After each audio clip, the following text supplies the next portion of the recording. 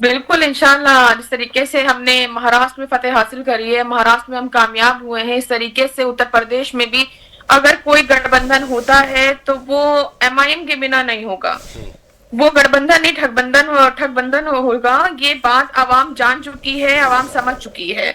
और जैसे कि अभी हमारे बड़े भाई त्रिपाठी जी कह रहे थे कि वहां के लोग अलग हैं, यहाँ के लोग अलग हैं, तो ऐसा नहीं ना। लोगों की विचारधारा में तब्दीली आ रही है। जो संविधान को मानने वाले लोग हैं वो हमारे साथ आ रहे हैं, हमारे साथ जुड़ रहे हैं, और इंशाअल्लाह उत्तर प्रदेश में भी एक नई तब्दीली आएगी। और हम इंशाअल्लाह उत्तर प्रदेश में भी किंग मेकर का काम करेंगे, गेम चेंजर का काम करेंगे। बिल्कुल, आपने कहा गेम चेंजर का काम करेंगे, होगा तो गठबंधन से। भारती साहब, आप कितना सहमत है रिया जी की बात पे? और मुझे ऐसा और रिया जी, ये जिस तरह, एक चीज और पूछना चाहूंगा, क्योंकि जमीनी स्तर पे आप लोग जब थे, समाजवादी पार्टी के गढ़ को इस बार ध्वस्त करने की में थोड़ी बहुत सफलता हाथ मिली है। पूरी तरह से तो नहीं मिली, 2 सीटें तो आ गई, लेकिन बहुत हद तक हाथ लगी सफलता। क्या इसके पीछे का कारण है, जरा वो भी जानना चाहूंगा मैं आपसे जी। देखिए, जमीनी स्तर पे हम लोग थे नहीं, हम लोग हैं। कोरोना काल था तो भी हम लोग थे, सीएनआरसी था तब भी हम लोग थे, लॉकडाउन लगा है, जिस भी तरीके से अभी एसआईआर आया है उसमें भी हम लोग थे, और पार्लियामेंट में लगातार समझ लीजिए। अभी वक्फ बोर्ड जब आया है तो असदुद्दीन ओवैसी साहब भी एक ऐसे इंसान है, एक ऐसे संसद है कि जो सदन में सिर्फ और सिर्फ वही आवाज उठाते हैं, चाहे मुद्दा कोई भी हो। और एक सबसे बड़ी चीज ये है कि महाराष्ट्र चुनाव में सिर्फ और सिर्फ हिजाब वाली जीत करके नहीं आई है, तिलक वाले भी जीत करके आए हैं। बिल्कुल बिल्कुल। तो हम जो है सिर्फ और सिर्फ किसी एक समुदाय को लेकर के साथ में चलने वाले नहीं ना, हम संविधान को लेकर के साथ में चलने वाले लोग हैं। और यही है कि हमारा सबसे बड़ा जो चुनावी जीत का जो मंत्र आप कह रहे हैं उसे, तो सबसे बड़ा यही है कि हम सबको साथ में लेकर के चलने वाले हैं। हम संविधान की बात करते हैं, और संविधान हमें भेदभाव करने का कोई भी भेदभाव का आधार ही नहीं ना, कि हम किसी भी साथ जाति के साथ, धर्म के साथ भेदभाव करें। चलिए, हमारे लिए चाहे निर्भया हो चाहे आसिफा हो, दोनों इस देश की बेटियां हैं, दोनों को ही हम 2 आंखों से देखते हैं। ये जो सेकुलरिज्म वाली बात आपने कही है, भारती साहब आपसे मैं जानना चाहूंगा, क्योंकि कह रहे जमीनी स्तर पे वो थे, तो मुझे लगता है कि सुनील जी की बात सच हो रही है। जो बीच की खाई है, जो बीच की जो है जगह, वहां पर ओवैसी साहब जो है अपनी पतंग से उसको भरने की कोशिश कर रहे हैं। और रिया जी ने भी कहा कि कहीं ऐसा ना हो गठबंधन का जरूरत पड़ जाए, तो मुझे ऐसा लग रहा है क्या वो स्थिति आएगी? क्या कहेंगे आप? जी देखिए, मैं एक बार फिर कह रहा हूं कि जो सेकुलरिज्म की राजनीति थी वो ओवैसी साहब से पहले इनके पिताजी करते थे। अब इनके अंदर वो बात नहीं रह गई है। ओवैसी साहब अब केवल प्रतीकात्मक राजनीति कर रहे हैं, और ये एक सफलता जो महाराष्ट्र में मिली है, ये सफलता अब जैसे समाजवादी पार्टी से कोई कंपेयर कर रहा है, तो देखिए उत्तर प्रदेश की राजनीति और महाराष्ट्र की राजनीति में अंतर है। अभी इसके पहले शुरू में भी बीजेपी के एक साहब कह रहे थे कि चुनाव नहीं लड़े, नहीं जीते बिहार में। भाई बिहार में तो हमने चुनाव नहीं लड़ा, तो बिहार की तो बातें छोड़ दीजिए। लेकिन रिया जी कुछ कहना चाह रही है, बात को रख लीजिए जी।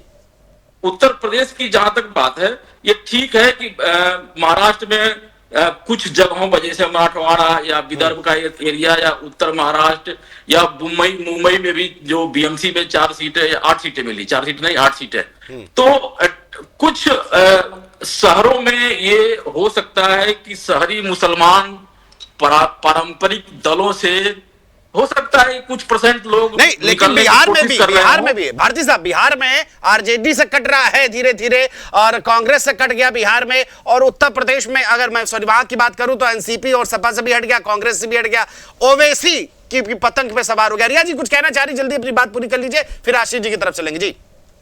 देखिए, जैसे कि अभी भारती जी ने कहा कि मतलब हमारे वो जो सरकार है, तो जो ऐसे साहब के पिताजी कर रहे थे वो ऐसा नहीं कर पाए हैं, तो ठीक उसी तरीके से जिस तरीके से सपना था स्वर्गीय मुलायम सिंह यादव जी का कि हम ये सत्ता फिर से काबिज हो, तो जो बाप शायद कर गए वही सपना पूरा करने उनके पुत्र आ रहे हैं, लेकिन अब पुत्र से वो नहीं होगा।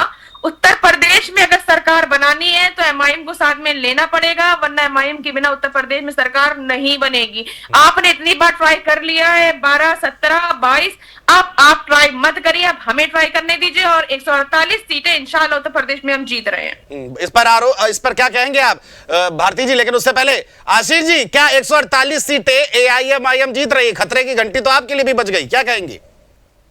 नहीं, देखिए, जब मैंने अपनी बात शुरू करी तो मैंने पहले ही कहा था, और अभी एसडी भारती जी 2022 में एआईएम के बता रहे थे कि वो 100 कैंडिडेट्स उन्होंने लड़ाए और सबकी जमानत जब, तो भाई 2022 से 2026 के बीच में गंगा में बहुत पानी बह गया है। और अभी जिस प्रकार से एआईएम के जो परफॉर्मेंस देखने को मिली बिहार के अंदर में, जो परफॉर्मेंस देखने को मिली बीएमसी के चुनाव में, तो उसको आप नजरअंदाज नहीं कर सकते हो। आप कितना भी सोच लो कि नहीं, ये जो मुसलमान है ये तो हमारा बंधुआ है, ये तो कहीं जा ही नहीं सकता, तो इस चीज से ये जो है चीज अब टूटी है। और ये 2000 और देखिए, जो ओवैसी साहब है वो तो हमारे खिलाफ हमेशा लड़ते रहे, इसलिए खतरा हमको तो बिल्कुल नहीं है। हमारे तो पहले भी वो खिलाफ लड़ते रहे, तो हमारे तो अभी भी लड़ेंगे। तो हम तो मेरा मानना है कि इस देश में सवर्ण और मुस्लिम इन सब बिखरे हुए हैं। हम दावे के साथ देखें कि सारे सवर्ण भाजपा में आ जाएंगे, सपा में आ जाएंगे, बसपा में आ जाएंगे और सारे मुसलमान ओवैसी जी के साथ खड़े हो जाएंगे। हाँ, ये है कि विचारधारा से कौन कितना प्रभावित होता है राजनीति में, और विचारधारा से ही मतदाता राजनीतिक दलों के साथ चलता है।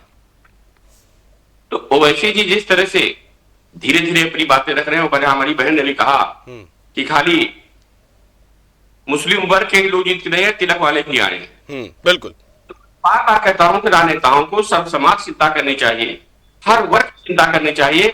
हम लोग कोई एक जात, एक धर्म के आधार पर राजनीति नहीं करते हैं, नहीं करना चाहिए। हम लोग पत्रकार के भूषण जी, हम सबकी आवाज पर क्यों करते हैं? हमारे लिए कोई हिंदू न मुसलमान है, जो पीड़ित व्यक्ति है उसकी आवाज करने का प्रयास करते हैं। तो ये सोच राजनेताओं की भी होनी चाहिए कि जाति और धर्म की राजनीति से उठ करके सब समाज चिंता करे। ओवैसी जी भड़काऊ बयान देते हैं, मैं भी कह रहा हूं, मैं अपने बयान पे कह, लेकिन उनका एक संदेश जो ऑपरेशन सिंदूर समय आया, वास्तव में उनमें भारत के प्रति, भारत माता के प्रति, देश प्रति राष्ट्रभक्ति भरी हुई। और वो संदेश मैं नहीं कह रहा हूं, हम लोग तो पत्रकार सबके बीच में बैठते उठते हैं। ये संदेश उनका जिस तरह से ऑपरेशन सिंदूर में देशवासियों के लिए आया और विदेशों की, पाकिस्तान को चैलेंज किया उन्होंने, मुस्लिम वर्ग के लोग भी उनकी तारीफ करते हैं, हिंदू वर्ग के भी लोग उनकी तारीफ करते हैं। तो उत्तर प्रदेश समाजवादी पार्टी, देखिए हमारी बहन ने भी कहा कि मुलायम सिंह जी थे, बिल्कुल सही, मुलायम सिंह जी तो आप लोगों ने किए भी, ऐसा नहीं कि आप लोगों ने कुछ नहीं किया नेताजी ने। हाँ, ये है कि हर व्यक्ति, हर राजनेता की सोच अपनी होती है, व्यक्ति तो अपना होता है। अखिलेश जी की सोच अलग है, नेताजी की सोच अलग। मैं बार बार कहता हूं, अखिलेश जी नए युग के हैं, उनकी वाणी में भी, सोच में भी अंतर है। मुलायम सिंह जी जिस दौर के थे वो दौर और था। ऐसा नहीं कि समाजवादी पार्टी से ओवैसी जी के आने के बाद से मुस्लिम अलग हो जाएगा। देखिए कुलभूषण जी, अगर हमें लगाव भाजपा से है तो हम कहीं भी रहे हम वही रहेंगे, हमें लगाव सपा से है तो हम कहीं रहे वही रहेंगे। हाँ, भौगोलिक परिस्थितियां कुछ ऐसी स्थिति पैदा कर देती हैं कि जिसमें कुछ लोग अलग हो सकते हैं, लेकिन इतना मैं नहीं मान सकता हूं कि जैसे हमारी बहन कह रही हैं कि 148 सीटें हम उत्तर प्रदेश में जीत के आएंगे। क्या कहेंगे रिया जी? सुनील जी को विश्वास नहीं आपकी बात पे, मुझे लग रहा है कहीं डाउट हो रहा है। सुनील जी जरा काउंटर ले लेते हैं, फिर मैं आता हूं आपकी तरफ। जी, ये अपनी बात पूरी कर, ये तो आने वाला वक्त बता देगा, क्योंकि लोगों के पास पहले ऑप्शन नहीं था। लगाव सपा से नहीं था, पहले लोगों के पास ऑप्शन नहीं था। अब लोगों के पास एक बेहतर विकल्प के रूप में एमआईएम आ चुकी है और अवाम बेदार हो चुकी है। अब लोगों को हिस्सेदारी चाहिए, बहुत ताबेदारी कर ली है, अब अवाम अपना हक मांग रही है और अपने हक के लिए एमआईएम के साथ आ रही है। रिया जी, और इंशाल्लाह अगर बात करें सिर्फ शहर नहीं, अभी जिला पंचायत चुनाव भी हैं, आप इंशाल्लाह उसमें हमारा प्रदर्शन देख लीजिएगा। और बिहार में हमने 5 सीटें जीती तो जरूर हैं, लेकिन जो और हमारी सीटें थी वहां पर हमारा वोटिंग जो परसेंटेज था वो बहुत ही अच्छा ग्राफ रहा है और इंशाल्लाह आने वाले टाइम में हम 5 नहीं 10 या 20 सीटें वहां से जीत करके आएंगे। लेकिन रिया जी अगर उत्तर प्रदेश की बात करें, मैं फिर सुनील जी आप कुछ कहना चाह रहे थे वो बोल दीजिएगा, जरा एक प्रश्न और ले लेते हैं।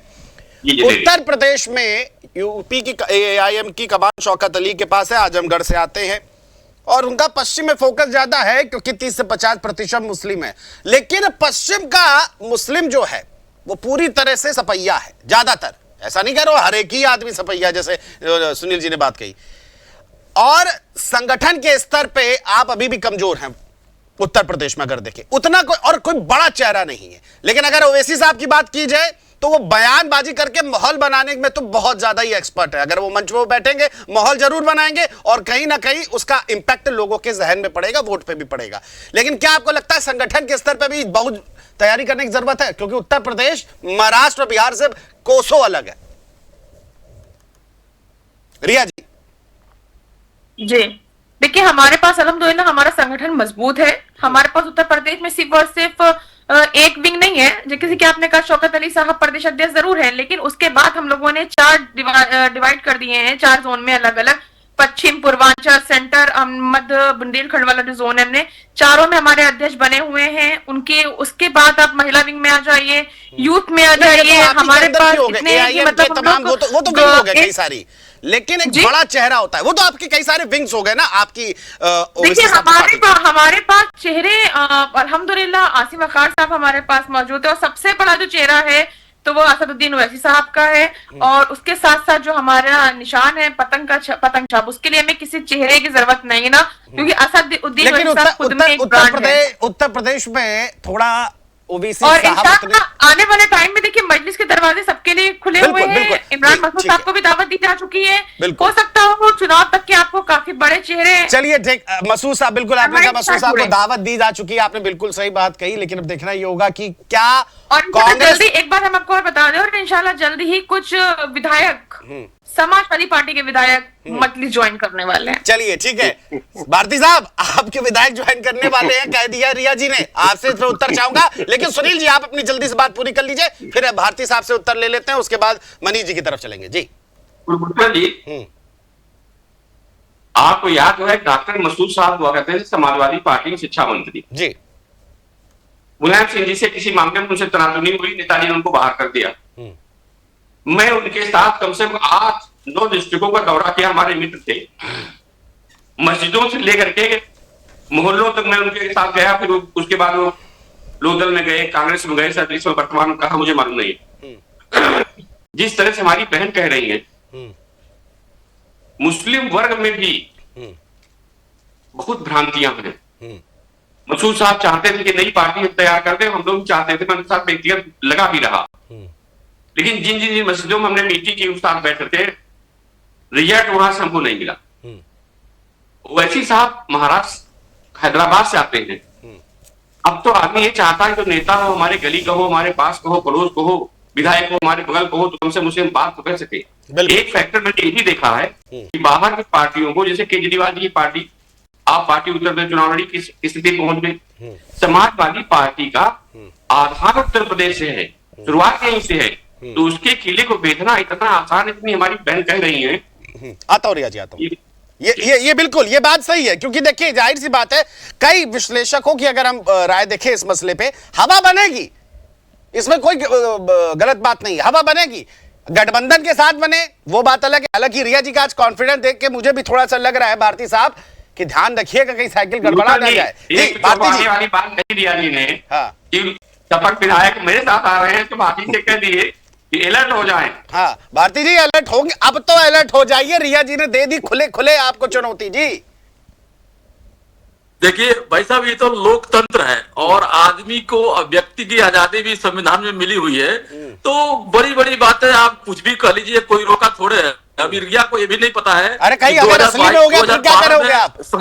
2012 में समाजवादी पार्टी की सरकार बनी थी, 12 से 17 तक सरकार थी, वो गिना रही थी कि 12 में हारे, 17 में हारे, 19 में हारे। तो मैंने सिर्फ स्टेट की बात नहीं करी थी, आपसे केंद्र की बात भी करी थी। आप बीच में नहीं, हमने क्लियर कर दिया। ठीक है, कंटिन्यू भारती जी, बिल्कुल बीच में मत बोलिए। अरे आप बोलते और देखिए हमारा पीडीए इंटैक्ट है, ये लोग अब अगर माहौल बनाएंगे, जितनी बड़ी बड़ी बातें करेंगे, वो डिपेंड करेगा भारतीय जनता पार्टी पर कि भारतीय जनता पार्टी उनको कितना तेज करती है, कितना धीमे करती है। क्योंकि वो जो भाषा बोलते हैं, जो नफरत और घृणा की भाषणों में जो बात होती है, उसमें सर्व समाज की बात करना, दोनों में बहुत अंतर है। ये उत्तर प्रदेश है, उत्तर प्रदेश में हमारा पीडीए मजबूत है, संगठन स्तर से हमारा मजबूत है। इनको कहने दीजिए ओवैसी साहब, अगर आपके एपीडीए में के फुल फॉर्म में अगर आ गए तो मसला थोड़ा सा हो सकता है, सचेत रहने की आवश्यकता है। सचेत रहने में क्या चला जाता है? ठीक है, बहरहाल मैं आप लोगों को अभी तो भाजपा और सपा में ही हो रहा था कि विधायक हम तोड़ रहे हैं, हमारे विधायक उनके संपर्क में है, हमारे विधायक। अब एक नया शिगुफा आज मैंने ये भी सुन लिया कि समाजवादी पार्टी के विधायक अरे कुछ भी हो सकता है, राजनीति आप ही ने कहा, लोकतंत्र जिंदा है। अपना वो ग्राउंड लेवल पे पहले अपना ग्राउंड लेवल पे वैसे ही अपना संगठन को तैयार करें। चलिए, हमें पता है, हम जमीन पर काम करते हैं, हमें पता है। आपसे जानना चाहूंगा, करने में बहुत अंतर है। हमारा पीडीए मजबूत है, रिया जी आता हूं, मैं आपके पास आता हूं। मनीष जी काफी देर से शांत बैठे, जरा उनसे बात कर लेते हैं, फिर मैं रिया जी आपके पास आता हूं। जी हमें मालूम है कि आप अहंकार में डूबे हुए हैं, और जिस तरीके से पहले तो आप अपने जो ग्राउंड लेवल की आप बात कर रहे हैं ना, पहले आप अपनी पार्टी के लोगों को बचा लीजिए। एक तरफ वो आजिम खड़े होते हैं, एक तरफ रईस शेख खड़े होते हैं। और दूसरी चीज जो आपने बोली है कि मंचों से इस तरीके से भाषण दिए जाते हैं, हमारे पास कोई चेहरा नहीं ना, तो अल्हम्दुलिल्लाह एमआईएम में जो आता है ना, वो रातों रात एक बड़ा चेहरा बन जाता है। आप महाराष्ट्र के शहर यूनुस शेख को देख सकते हैं कि एनसीपी ने उसका टिकट कट कर रहा था, वो मजलिस में आती है और एक हिजाब घर के नाम से वायरल हो जाती है रातों रात में। आप बड़े चेहरे की बात कर रहे हैं, जब डिंपल यादव पे बात आती है तो आपका पूरा जत्था गत्था बोल पड़ता है, जब इकरा हसन पे बात आती है तो आप लोग गूंगे बहरे हो जाते हैं। आप कह रहे हैं भड़काऊ भाषण दे रहे हैं, हम कहाँ से भड़काऊ भाषण? आप लोग तरह गूंगे तो नहीं होते हैं ना, कि हिजाब की जब बात आती है तो अखिलेश यादव कहते हैं आवाज नहीं आ रही है, हम नहीं करते नहीं, मुझे आवाज में अच्छी तरह से आ रही है। मत रहिए, एनकार डुबो देता है। ठीक है, चलिए।